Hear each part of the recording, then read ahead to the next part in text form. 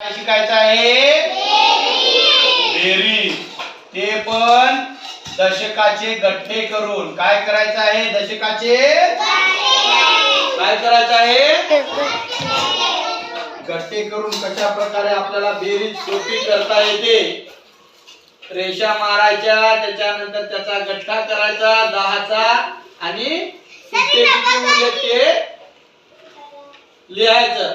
बघा 7 अधिक 5 किती होतात ते आपल्याला आता काढायचं आहे. इकडे लक्ष द्यायचं सर्वांनी.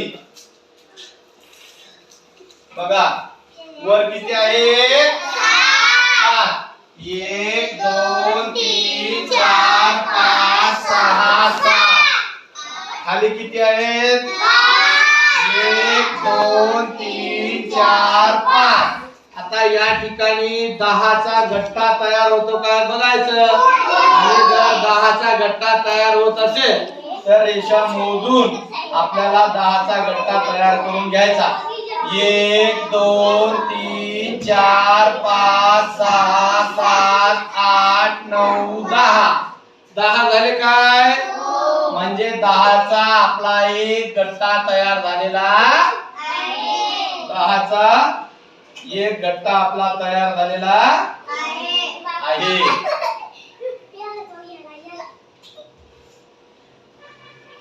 हे बघा हा झाला 10चा एक गठ्ठा. किती दशक तयार झाले? किती दशक तयार झाले? एक दशक. आणि सुट्टे किती उरले? सुट्टे किती उरलेले आहेत? 2 सुट्टे. म्हणजे आपल्या या गणिताचं उत्तर किती आलेलं आहे?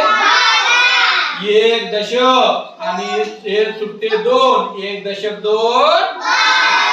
किती उत्तर आलेलं आहे आपलं?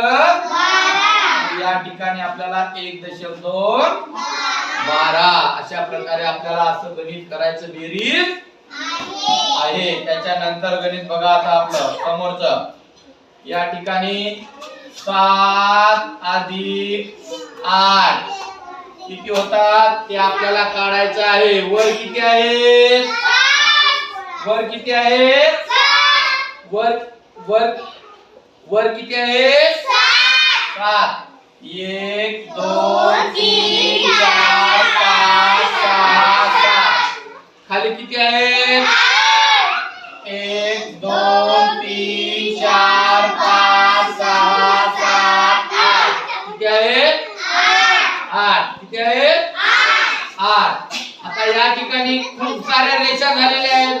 त्याच्यात दशकाचा गठ्ठा तयार होतो काय बघायचा. दशकाचा गठ्ठा आपल्याला बघायचा आहे. 1 2 3 4 5 6 7 8 9 10.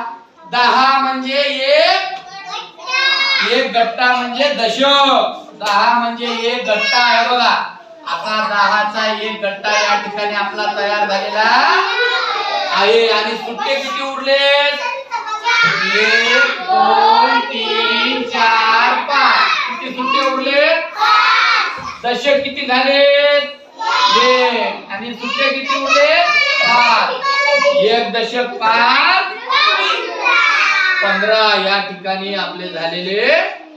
अशा प्रकारे आपल्याला बेरीज करायची आहे.